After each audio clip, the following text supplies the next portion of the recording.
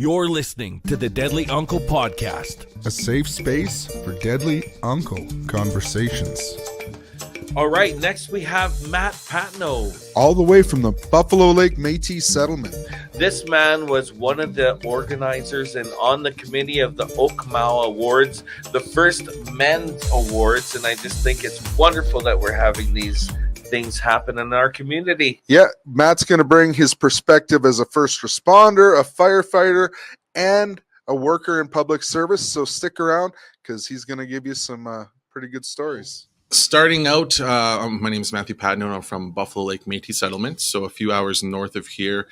I've been in public service now for 4 years. Previous to that, I was a first responder. I was a firefighter for 10. I've done everything from Indigenous consultation with Métis settlements, so doing a lot of traditional land use studies and protecting Indigenous lands, things like spiritual sites, fishing sites, against gas and proponents, making sure that when they're developing and they're building, that they're not going through anything important that's within the community. So with that job, it was actually really interesting because we did a lot of work with elders,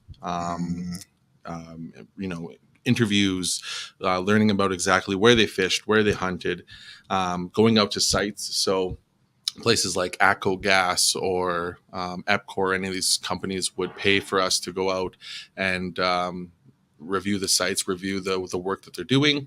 And it was really interesting. And the treaty areas, the First Nations, they actually started their consultation unit in 2006. So the Métis settlements actually started ours, I think, in 2016. So I was kind of at the forefront of that. And previous to that, I did everything from Burger King to machining.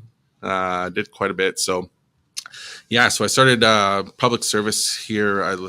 It's actually almost 5 years. So a day after my son was born. Yeah, it was interesting. My manager's like, "What are you doing here?" Literally showered up and left the hospital room and went to work. And yeah, my ex was in labor for like 36 hours. Hard work ethic there. Wow. Yes. Well, I was like, I got to make some money. I got to support a kid now. It's not about me. There's no celebration? No. No stogies on that one. Just straight to work, man. Yeah. I'm just going to close the window here. Oh, yeah, sure. That's what I was trying to get us. Oh, okay. I heard a little bit of a loud muffler. That's what I heard too. And I was like, well, let's just close that up. I'll try not to knock everything down on my way back. Full in a china shop. There goes the set. Yeah. Trent's not allowed to move once we start. Things fall over.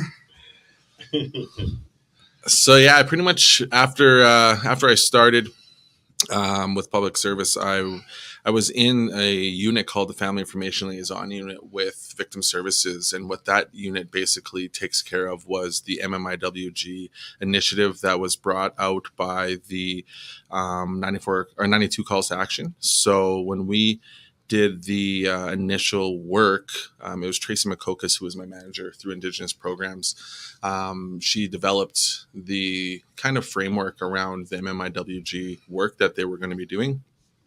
And then the Trudeau government actually put in funding into place to allow every province and territory to really have a unit that helps families of missing and murdered Indigenous women and girls go through every part of the justice system, reopen cases, look into homicide files and missing person files, be able to advocate for them and talk with the families, and show them exactly what's happened. Some of these cases were from the 60s. We had cases all the way up to Amber Tuckaroo, Gloria Gladue. So there was a lot of very high profile, prolific cases that we were dealing with. So with that work, we kind of transitioned, and I moved into victim services as the Indigenous programs liaison. So my role now is basically addressing gaps, creating and writing policy, and doing a lot of program work with victim services and especially Indigenous and isolated communities. So it's a lot of work. I mean, it's really rewarding. I get to go into community. I get to see a lot of Alberta, a lot of places that, you know, a lot of people often forget because when we talk about isolated communities, I mean, someone down in Eden Valley or up in Fox Lake, I mean, you go up there and you are in the middle of nowhere, and it's honestly, it's hard to see because, like I said, they're often forgotten, and the work that we're trying to do is really, you know, make sure that they're staying within focus of the world, focus within what we're doing, and ensuring that we're keeping them, you know, in the main picture, because that's the most important piece. So yeah, that's a little bit about what I do right now. And musically, that's a long story. So I started music when I was 8 years old. I played in a punk band. I played in some metal bands, some hardcore bands. I was actually a drummer, and I grew up listening to my dad, who has been a lifelong musician himself, and sitting at the stairs, listening to him play, you know, sitting on the couch at 1 a.m, falling asleep to all of his bands coming over and jamming, and you know, waking up at 3 a.m. to like the bang on the floor to come help him unload, come unload and load up the gear. And so, you know, when I was younger, I never really understood music. You know, it was always around me. It was just a part of life, you know, and it wasn't anything special to me at that time because I grew up listening to it and being around it. So I wasn't really, you know, taken into music until I was a little bit older. And I got into it by watching my older cousin, Darren. He would come over with like Iron Maiden tapes and like all these old metal bands. And I was just like, no, that's music. And started listening to that. And I swear to God, we lived parallel lives. Me and this guy. We've talked about this before, but I had an older cousin, his older brother, that used to come and bring me all that kind of music too, Iron Maiden and all that stuff on his tapes. It was, you know, it was so different because I heard country, I heard, you know, fiddle music, and I heard all that. But when I heard this, I'm like, whoa, like Silverchair and Nirvana and all these like, you know, grungy hard bands. That as an 8-year-old kid, you're just like, whoa, like this is wild. So I told my dad I wanted a drum set. I'm like, I could hear all the crashing, the banging, and, you know, country is nice and soft and a little snare here and a little hi-hat there. But like that was like aggressive, right? And, you know, you're 8 years old and you just want to break things. So yeah, completely different style of music for sure.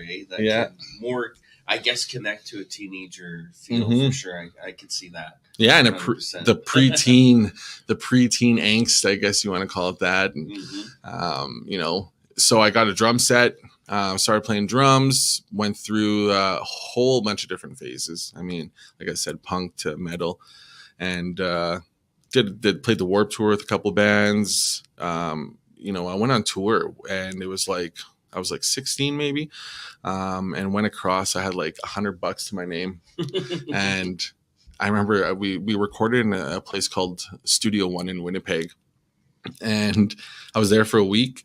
And my dad, like back in the day, he didn't have cell phones. He didn't have no way of contacting someone. It was like, you get to the next gas station, you call, check in, make sure you know that you're okay. And I was broke, had no money, and so I had to call my dad, and I was like, hey, Dad, can you send me a couple bucks? And he's like, why? What? You're not, you know, you're touring. You're not rich and famous yet. You're not making all that money. And I was like, all right, well, you know, it was a hard lesson. But he sent me some money. Western Union, had to go pick it up at a Money Mart or something, and went and bought like cases of noodles. I was like, you know what? I'm going to get a whole bunch of noodles. Take these on the road with me. Every gas station, I just go get the hot water from the coffee pot, and that was my meals. But I mean, we lived off of T-shirt money. Yeah, you know, those are the days of T-shirt money. I'm surprised your dad didn't say, well, you know, if you'd have stayed here and played with me, you wouldn't have to borrow money. Well, that's what I did. Yeah, right after that, I learned that hard lesson, and I was 17 when I was just turning 18, actually, like the week before I turned 18. He got in touch with me, and he's like, you want to make some money? And I was like, you know what, let's try it out. So I was playing drums, like I said. So he gave me a guitar, gave me the set list. He showed me some, I was kind of fooling around with the guitar for a couple of years, but not like playing. And he's just like, here, take this, learn these. You have like 2 weeks to learn this. We're going to go on the road and you're going to come play rhythm. And we're playing in Lloydminster 2 Fridays on your birthday. I'm like, oh man. So I played like 2 weeks in a row, just constant. Like my fingers were bleeding and they just hurt. And it was just like trying to get it right and, getting the progressions down and making sure that it was all good. And I was starting to feel a little confident and it was rewarding to be able to say, hey, like, this is going to be exciting. I'm going to go play with my dad and actually make money and not come home with negative, $200. And so I got to that first gig, 17 years old, and, they didn't let you into the bar only to play your set. So every set had to go up to the hotel room and, wait there in 40 minutes or half hour and come back down and play. And then I turned 18 at midnight. So as soon as I turned 18, the waitress was like, don't have to go downstairs or upstairs anymore. You can stay here. So you only did that for one gig? One gig, one night. My brother Bryce did that for almost a year here. Really? Up in the. Oh, in the jeez. Yeah, I know. Only one day, half a gig. And, there you go. And it was wild. And that first gig, I was so nervous. Like being behind a drum set, you're like, you got all these things in front of you, and no one's really paying attention to you. But standing up front on stage, I'm like sitting there. And I remember trying to be country. I asked my dad to if I could borrow his cowboy hat, if I could borrow his cowboy boots. I had like these nice jeans I went and got and a shirt, and I was like playing, and my dad's just laughing, and I'm like, what? And he's like, turn it up. And I'm like, I had it like at 1. And I was like, no, I'm not turning it up. Can hear me. No. And he's like, no, turn it up. So I turned it up a little bit more, and I was still messing up and trying to figure it out, and I was getting nervous. And this waitress, she kept walking by, and she's like laughing every time she walked by. I'm like, am I that bad? Like, so I turned it down a little bit more, and my dad's like, no, turn it up. So after that set, I went up to her. I was like, am I really loud at the front? And I was like, what's like, I see you laughing and smiling. And she's like, no, she's like, look down. I had my shirt inside out and backwards. I was so nervous. I couldn't even dress myself properly. Yeah. So it was pretty bad. But, after that was kind of the wake-up call that I needed. And it was what I wanted to do. As soon as I played that and I got that feeling, I was like, yeah, this is what I want to do. And, since then, that was 18. I've been almost playing with him for 15 years. And wow. So where did you grow up? What area did you grow up in? In Buffalo Lake. Buffalo Lake. But I moved out here when I was 6 back to Edmonton. So I actually grew up in Elmwood, not too far from here, Calder. And then we settled down in just outside of Sherwood Park. Okay. So a lot of growing up out there. Okay, cool. So you come from, I like to, I'm coining this term, I think, a family of helpers, kind of like your dad was a firefighter. He was actually the chief at Buffalo Lake for many years, wasn't he? And then your parents also took in foster kids. Yes. So how did that kind of shape your childhood, helping others? And is that kind of what led you towards your career in public service? Or,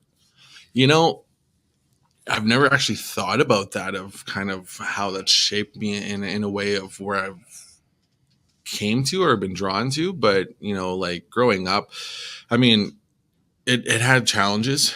Of course, when you have my parents, I think the count was like over 60 different kids and at-risk youth and teenagers, and they were more of a specialized home. So they would bring in kids that were AWOL, you're running away, coming out of gangs, to the very, very challenging stuff like babies who have been taken away from like very, very terrible situations. Like I know we had one baby that he was put in a bathtub of boiling water, and they brought him out and sent him over. So my mom was helping my mom change bandages, and and I was 8 or 9 And, you know, seeing a lot of that stuff, it really matured you quickly, I think, in a way. I mean, it wasn't bad. Like, you know, it was never like terrible to see, but it was hard to see because I was the same age as some of these kids. And, you know, and you hear what their stories are and you look at what you have and you're like, wow, like it was an eye opener early.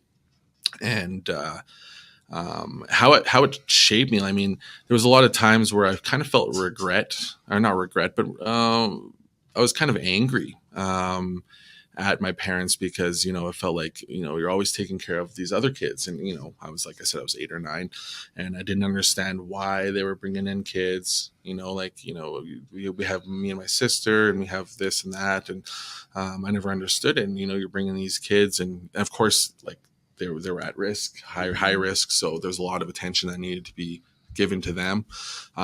So, you know, I never understood until I got older. And then I realized, you know, like the work that they were doing and the sacrifices. Like, I mean, my dad, he would go on the road playing music.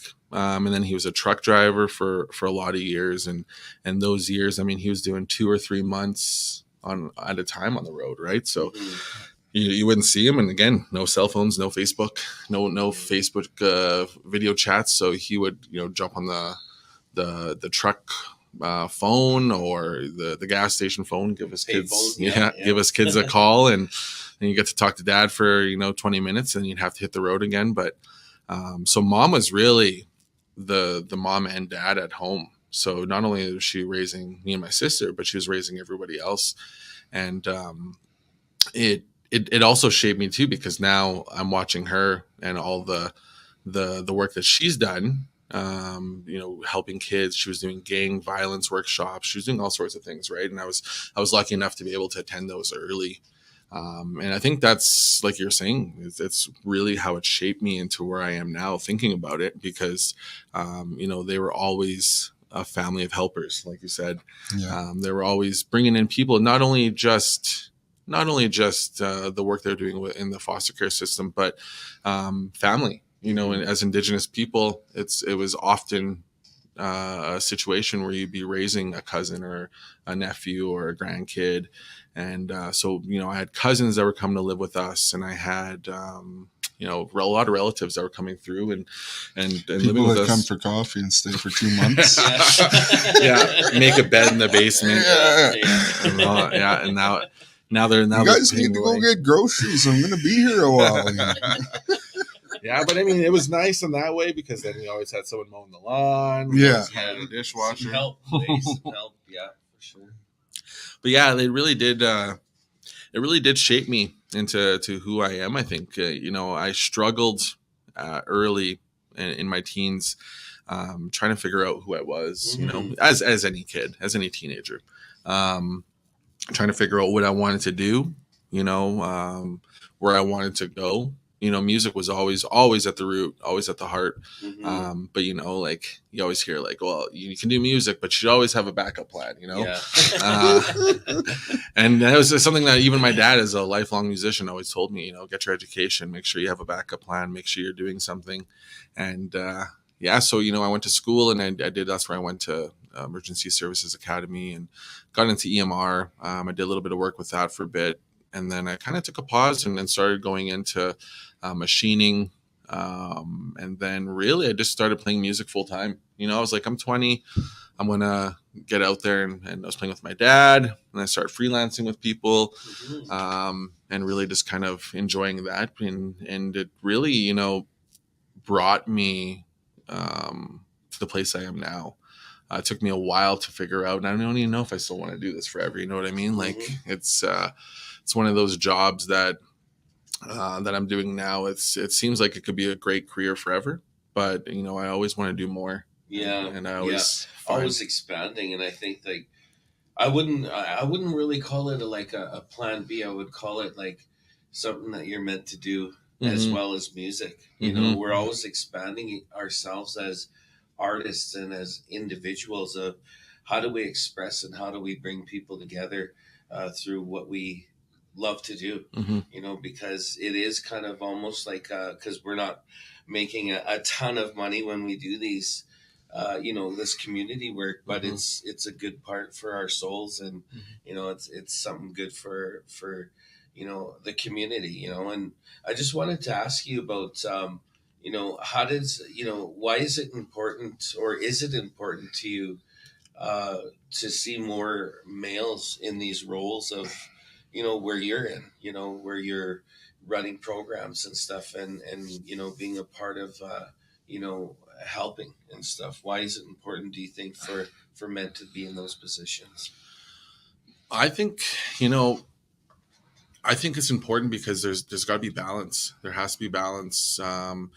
With everything we do in life, there's always got to be balance. You can have really negative days, but you have to have the positive, and you have to see the positives.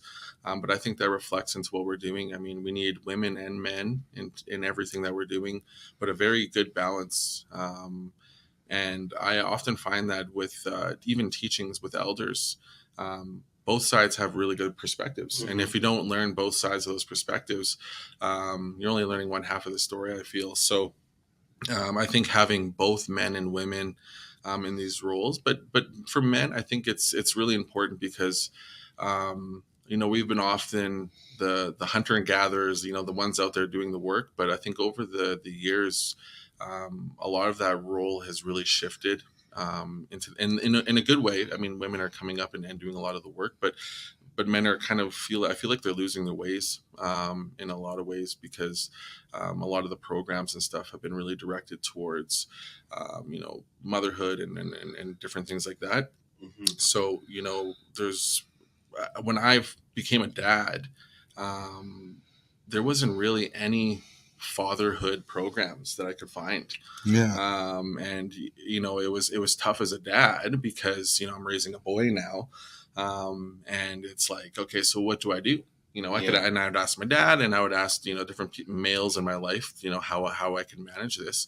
Of course I would talk to my mom, because like I said, she was mom and dad, right? So she had both of those, roles when my dad was away. But, I found that the fatherhood, programming wasn't there, and maybe I couldn't find it. Maybe there was something there, but it wasn't readily available, and that was a big issue for me, because I kind of felt lost, and luckily 5 years ago I had Google,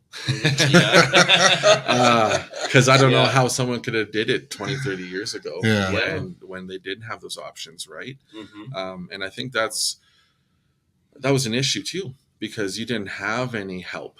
So you kind of raised someone the way that you felt was the best, and you didn't know. I mean, who's to tell you what's the best? And even reading Google, some of the things you're looking at, you're like, I don't know if I want to do that. Like, that's kind of a weird way of teaching somebody, right? My dad always says this, we learned how to raise your kids from our parents. Nowadays, people learn how to raise their kids from books. He's like, whatever we did was never good enough, I guess. I think it's also where our parents came from, right? We gotta look at that, and there is. You're right. I've never heard of any programs for especially back then, and like especially when I had my two boys. I never heard of any programs. It was just like, and then also like growing up with like a residential school mentality, which I'm still fighting with today. It's hard to ask for help as a man, right? It's hard to reach out and make that phone call or whatever it is, so I always found that. So I think it's also hugely important for men to be involved in the programming, and to give that perspective for sure. So I'm glad that you're doing it. And so did you find yourself, like when you were working with with the MMIW and all those movements, were you like one of the only males in those positions? Or actually, it's surprising. There was myself and Ralph Cardinal. He's incredible. He was like compared a mentor. To how many women? Yeah, a lot of women. But I find in those roles, because it's a very compassionate it's a very, very heavy hearted, you have to be extremely compassionate. You have to be able to, empathetic and listen. And, you're listening to families traumatize themselves by telling their stories or looking at autopsy reports or whatever the case is. Right. And oftentimes the people that are sitting across the table are men in uniform, in different aspects, right? They have that power differential. A lot of RCMP officers that we dealt with were males, right? So, and a lot of the families we were dealing with were female. A lot of the mothers and the sisters that were coming out. So on my side, on the working side, so there was myself and Ralph in the unit. And across Canada, I'm not sure exactly how many males were involved in the initiative, but a lot of the units were female, heavily, prominent female. But it was interesting to see that, and even in government today, like the roles that I'm in, it's a very female heavy work environment, right? So. I'm not sure if it's just because it's Alberta and a lot of men, have that. I don't know what it is about Alberta, but there's a lot of that trade mentality, Yeah. I can a lot of guys are out doing the trades, and well, they can make a ton of money, right? So that's the thing, right? They got to trade their life for the work, but I mean, you got to do what you got to do. Exactly. So, I think that's where you see a lot of the workforce going, right? And so it's interesting, but I do see a really good balance now. There's a really good balance of both male and female in the workplace. And but yeah, it was interesting to see. The neat thing is with that group it was called the Helping Us Grow group. It was an elder advisory committee that we had set up. Well, Tracy had set up. And they brought elders from across the province. So we did have a lot of male representation on that elders committee. Dave Matilipi from up in Peace River and Butch Wolflake from down Sixica area. So, it was a nice balance because we had Teresa Corky, Corky from Red Deer. Yeah, she's on that committee. Dr. Maggie Hodgson was on that committee. Teresa Strawberry. So, some of the best people I've ever met and learned from. And it was nice because when we would go to those meetings, you had both sides. You had both perspectives, the male and the female, but you also had both teachings from both sides. So it was like, it grounded us and it really helped, Ralph, myself, and all the ladies that we worked with really ground ourselves and connect. So that's amazing. Yeah, it was really good. I got a question for you. In your position, you're taking on a lot of people's trauma every day in and day out. And from my own experience as a frontline worker, I know that can be tough. And do you have some kind of self-care plan in place? And if so, can you explain what a self-care plan is for our male viewers that may not know? Because self-care is something that we talk a lot about in frontline work. And, I know from experience that I wasn't very good at it because I had to take two leaves from work doing, because of the trauma that I took on from other people. But how do you deal with that? Well, self-care, it's got a lot of definitions. It can mean, that word can mean a lot to different people. I find as a man, like you said, growing up, you never asked for help. You never, you'd always bottle things down. And myself too, I came from a residential school. I'm a second generation residential school survivor. And it was, like my dad would be gone often. So, I never had an opportunity to talk with him about anything, and get his perspectives, but he was also the first generation survivor and he never really talked about his emotions or, it wasn't like something we really showed. It was something I never learned until actually like 5 years ago when I started in this role and started talking to elders and going to ceremony and being a part of that and being told it's okay to show emotion. It's okay to feel this way. So self-care for me, growing up, I didn't really understand what that meant. I never definitely didn't do it. And I bottled everything in, and then bottling everything in turns into anxiety, and it turns into depression, and it turns into stress, and it turns into sickness. And I think those things I wish I knew a lot earlier. So self-care now for me is something that, we can escape with. So for me, hobbies, music. I mean, geez, through the pandemic, I could feel myself. I was really working on myself. I was getting up there. Then the pandemic hit, and it was just like, 2 years without being able to do my self-care. 2 years of backward. Yeah. So I literally, when started going downhill, I could feel it mentally. I could feel my body going back into that little pit that I was crawling out of for so long. So self-care for me has definitely been music. But self-care, I think for anyone that's listening would be what makes you feel good, what makes you feel happy, what makes you, take away some stress. I mean, ceremony is a huge one. Sweats. I mean, so I love going to sweat lodge ceremonies just to recoup, kind of It's like a reset button. It is. It's like a rebirth. Exactly. And, smudging. Daily smudging. I think, grounding ourselves out in nature, going outside, taking your shoes off and your socks off and just walking around in the grass. I mean, exercise helps. Oh, Spending time outside for sure. Yeah. Yeah. I can see that. Yeah. Exercise is huge. Huge. As you huge. can tell, I'm a pretty big proponent of exercise. But I do actually exercise every day now. So Yeah, that's awesome. because, health is, I don't know, like I'm 48 years old, and I come to realize that I have definite cycles in what I'm doing all the time. Like I'll be good for a while, and then, like you said, I suffer from depression. I'll go into a little bit of a depressive state for a while. Then I got to fight my way out of it, and then with that goes weight fluctuations, mood fluctuations, and it's always a constant battle. But you have to keep restarting and retrying, because if you don't. Oh yeah. Then you're back at square one. Yeah. And I think you got to practice it every day.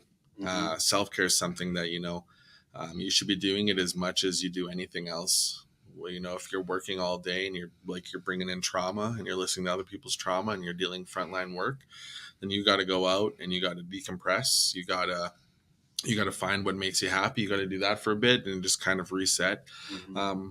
Video games. A lot of people are like, oh, video games are terrible. But for a lot of people I know that do frontline work, they'll just go drive a car around for, 25 minutes and just listen to music loud and just, zone out in that. They'll pick up their guitar. They'll write poetry. They'll do anything that kind of gets them out of that mindset, right? And develop the ability to leave what you're dealing with at work and not take it home, because that's the hardest part. Mm-hmm.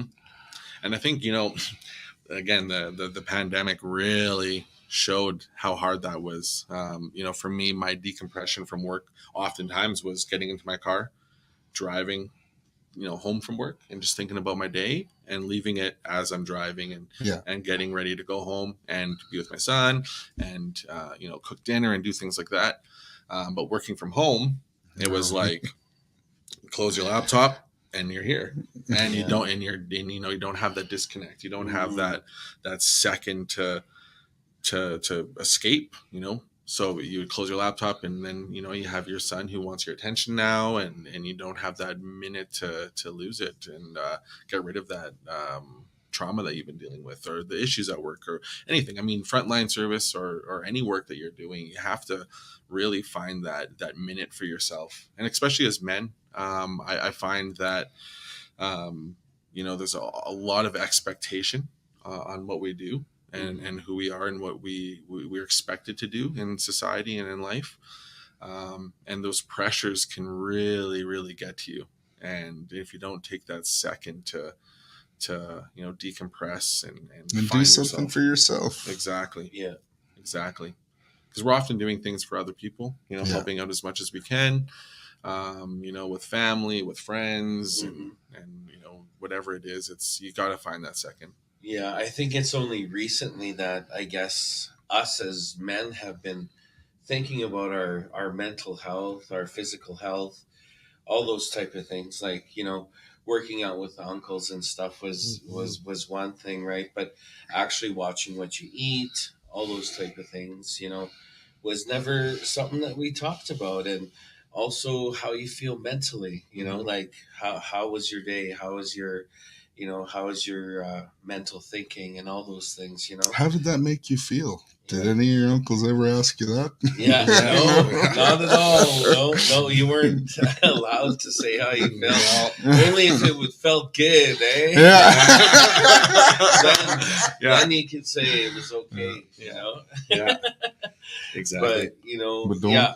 I just, I got a question for you that,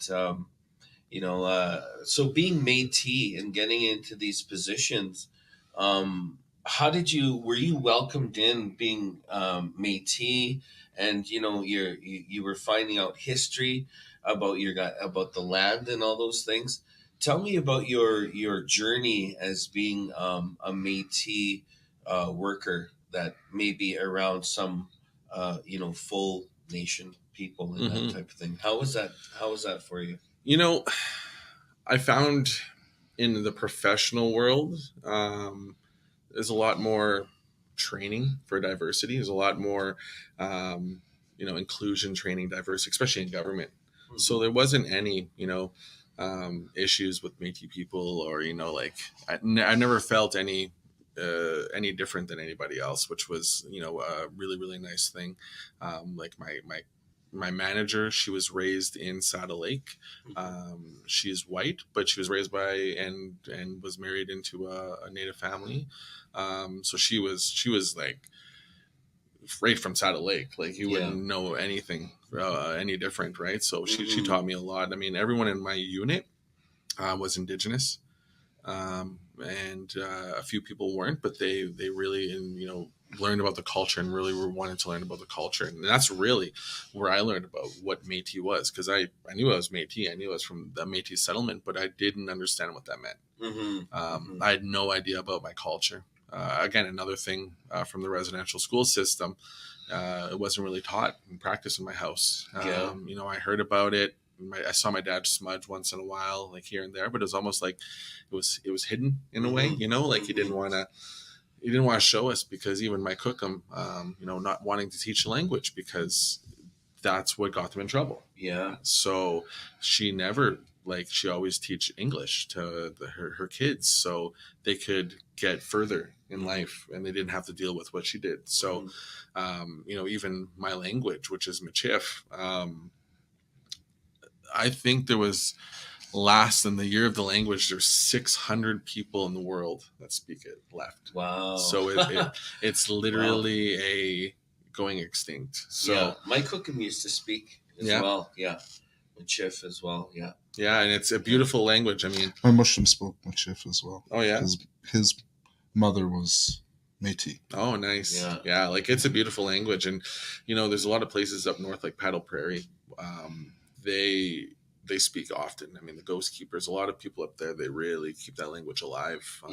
And back home, like Elmer Ghost Keeper, he's he's a incredible elder, and he keeps that language alive. But growing up as Métis, like I said, my identity, I never understood it. I never really got it. And growing up in Edmonton and then outside of Sherwood Park, I never understood it because I was never around it. I was always around, other people, other cultures, except Indigenous people.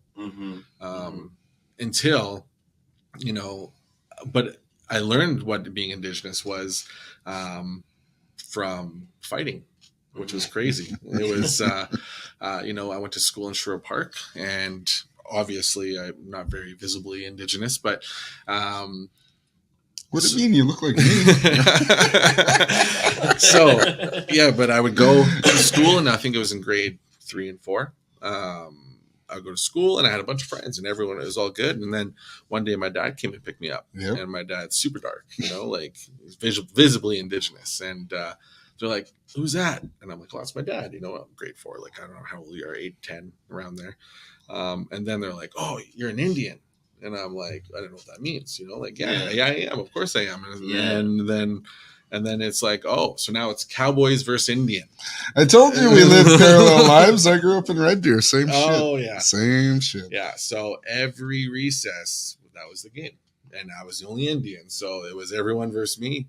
And that went on for 3-4 years until junior high, when kids started understanding it a little bit more, and you know, Yeah. you start getting older and you don't, but I never blamed them for it, like as I got older, I never, was never angry at them. I was angry at where they learned it from. Yeah. I was angry at the people, because that's taught. Yeah, it Racism is is. taught.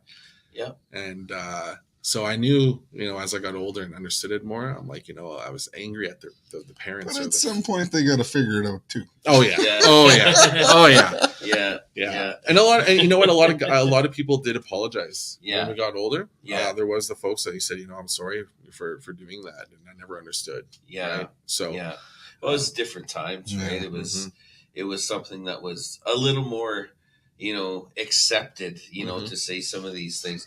The reason why I asked you that is because in some of our, in some of our traditional ways, a lot of our elders, they, when they went to the residential school, they have that survivors mentality. And, so, in some of, with some of our elders, we're not accepted if you're not, as dark to learn these. And that's not only for Métis, that's for like regular Indigenous people, that I've seen where, you're not quite accepted into, the ceremonial or learning some of the ceremonial ways because you're not as dark as some of the other people. And I've just seen that, right? So I have to be honest about, these things, and I've experienced it myself, and so I that's why I asked you, and I know that with time and everything, our elders are learning, and not all of our elders are like that, for sure. Not all of our ceremony people are like that, but I've definitely seen a different treatment between some of the ones that were more I guess native colored, and then some of the ones that were more light. I was considered, even light, on my reserve, and and then considered an Indian in the city, right? So it's just kind of living in both of those worlds. But I know that our elders and everybody are learning from our new generation, which is really awesome, because it's important that we celebrate everybody that wants to learn, that has Indigenous blood inside of them, whether you want to learn or not. I think it should be accepted, and it should be celebrated that we want to share that with our next generation and with our children.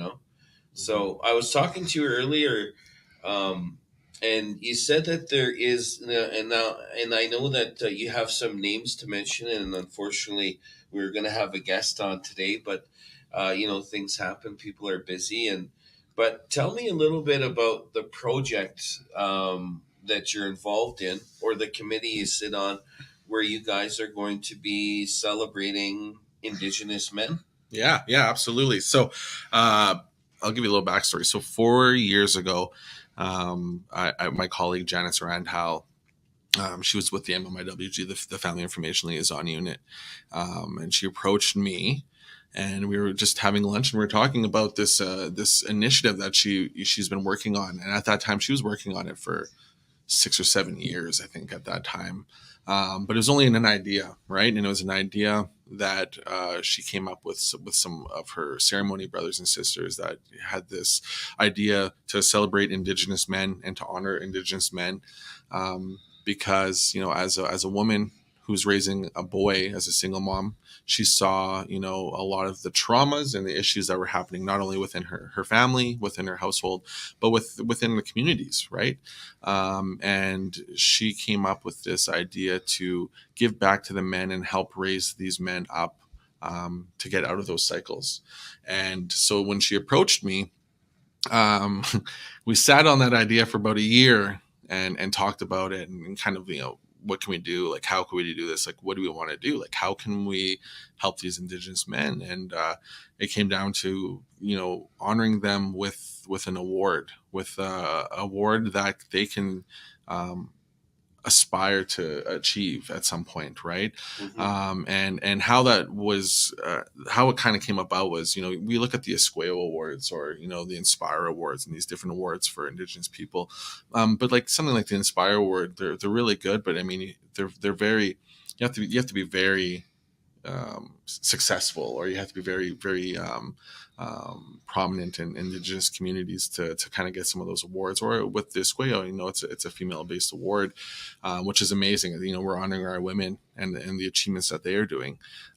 But Janice had felt that men were kind of getting pushed down a little bit in certain aspects, or not at the same level. So she wants to really see, like we were talking about balance earlier.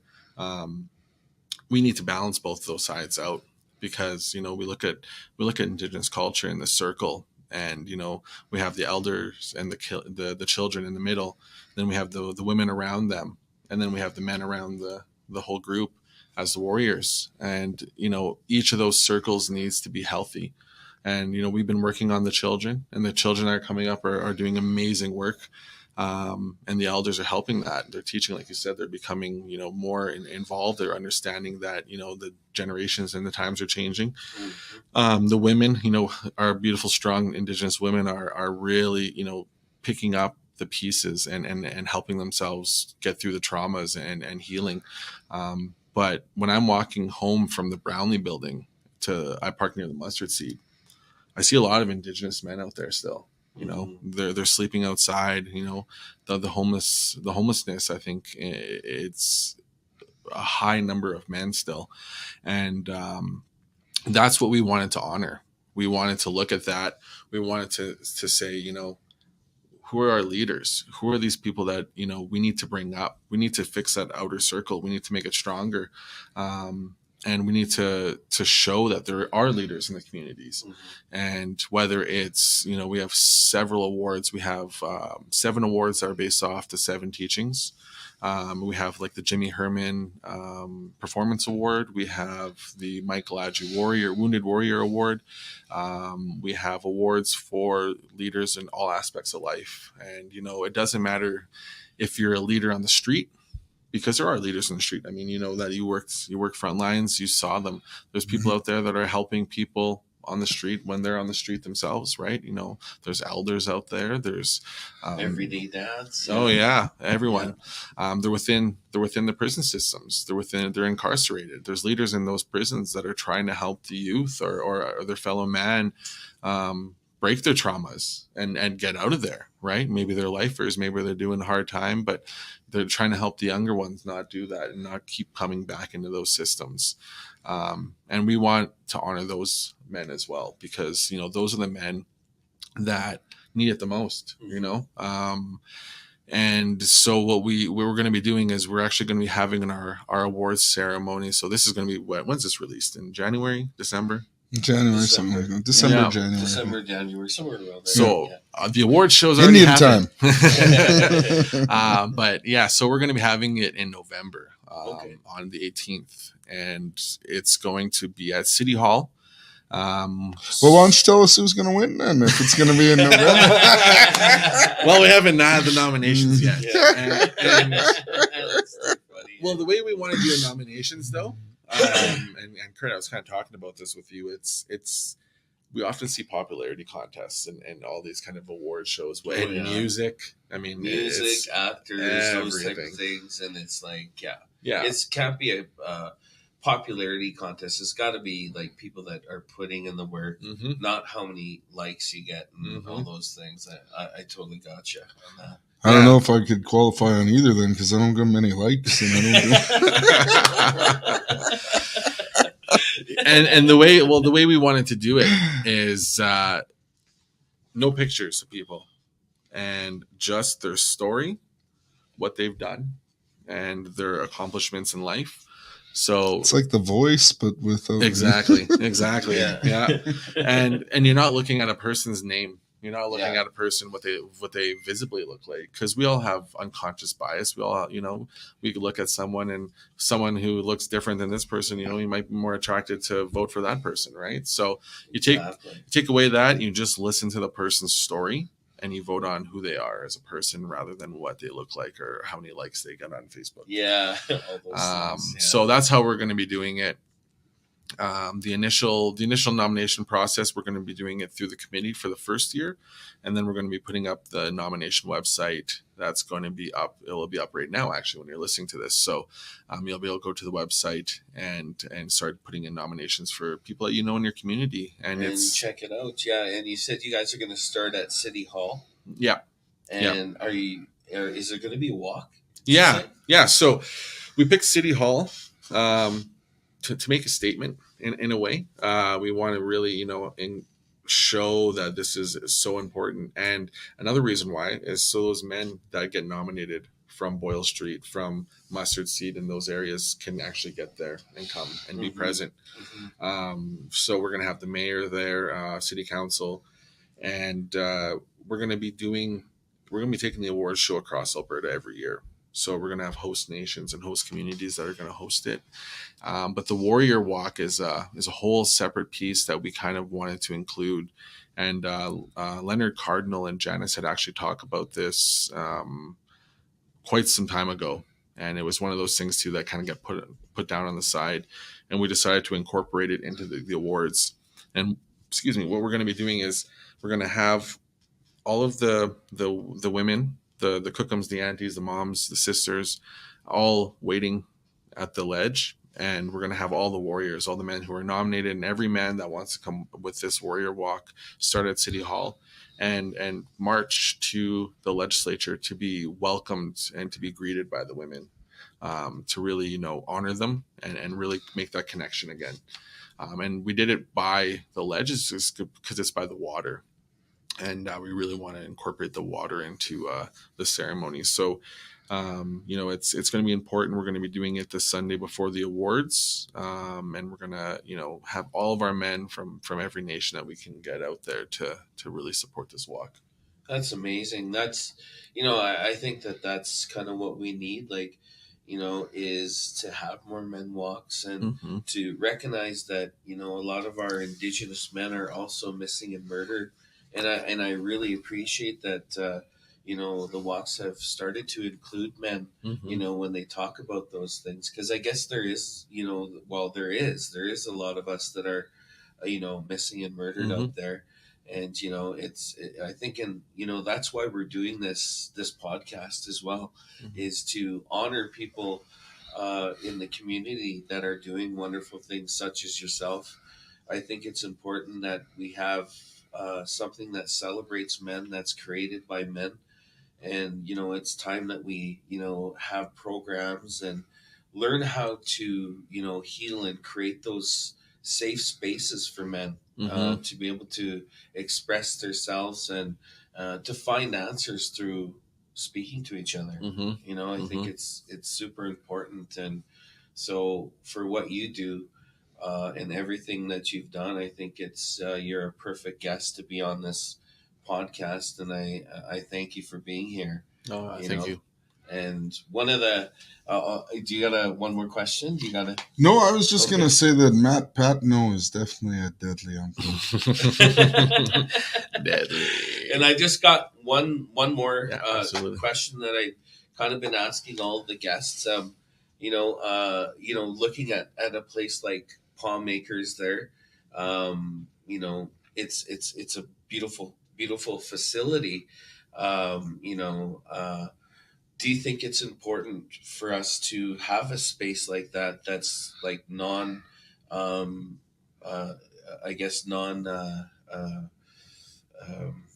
what do you call being in a non-treatment center, a non-treatment center that is a place for us to pray, a safe spot for us to have our sweats, that's within the city limits, that's actually within the downtown core, would be really cool to see. Because if you look at how many non-Indigenous places there is to pray, such as churches and mosques and those things that we see around, the hundreds that are surrounding Edmonton here. How important do you think it is for us as Indigenous people or Métis people or whoever, all of us together, to be able to have a safe space to pray? I think it's probably the most important. I mean, we're talking about self-care. We're talking about, healing the circle and fixing the circle. We're talking about honoring men. Everything. It all comes down. I mean, there's a lot of people who don't follow their culture and they have other beliefs. But for those that want to learn their culture, where do they start? Where do you start? Like, if I didn't get into government and get into the position I am in now, with the people I am with now, I would have never learned. I would have never had that opportunity. Like, I've seen people smudge at different events and you hear people pray, but oftentimes when back home, they're praying, in Catholicism or, Christianity. And it's a lot of our Indigenous people still follow those beliefs. Right. So, I would have never been able to do it, but I've always wanted to, and I've always wanted to learn. So if there was a place for Indigenous men and people to go where they could openly pray and not feel like you're kind of an outcast. And why I say that is because, for example, when we were doing family meetings with the MMIWG, a lot of people wanted to smudge. I mean, before they go into court, they wanted to smudge. They wanted to ground themselves. I know a lot of families would take little pieces of sage and they put it in their shoe while they're in court, so they could just have that connection, to relax them and be prepared for the trauma that they're going to be facing.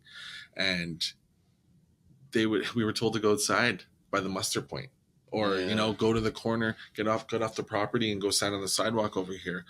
You would never say that to anybody. You would never say that. You never tell someone, a Muslim person, to go pray on the sidewalk. There's places now in a lot of buildings that allow for prayer for anybody. But they won't allow smudging. Or they won't allow this or that. So having a place where someone can take away those barriers and actually just be themselves and have that barrier-free ceremony where they can have that open-hearted connection with Creator or whatever they want to do, I think is so important. And having healthy elders, having healthy male elders and female elders in there running these places, because, like you said, they're often tied to treatment centers, or prisons, or. But what happens after they leave the treatment center and they leave the prison? Where do they practice what they learned? They get told to go to the sidewalk. Or they get told to go out to the bush, and and then not a lot of them don't have the ability to do that. No, there's a lot of people that are within every major city across Turtle Island that they don't have the options to go out to the bush. And I think we need to also change our mentality as Indigenous people to think that we should be out there. No, we should have a center in every major city for us to pray, to have our sweats, indoor and outdoor, throughout the winter. Have an indoor place with buffalo hides and stuff for us to be able to pray. Just kind of exactly what you see at Palmacres would be awesome to see that in every major city. And, as we were speaking about it yesterday, they spent a lot of money for an apology, and it would have been nice to see some of that money actually go towards these programs and projects instead of. Well, apparently there will be eventually coming from. There's always the promise of something from the Catholic Church. Eventually they'll be investing money into our programs, but and then time will tell. Right? And then kind of going with the narrative that it's all the taxpayers' money that will pay for it, blaming the Indigenous people again. But it's all work in itself. So. But thank you so much for being on. Thank you both. Awesome. You're an awesome, deadly uncle, and keep up the wonderful work that you're doing. Awesome. Appreciate it. Thank you very much for having me. Appreciate it. Cool. You're listening to the Deadly Uncle Podcast, a safe space for deadly uncle conversations.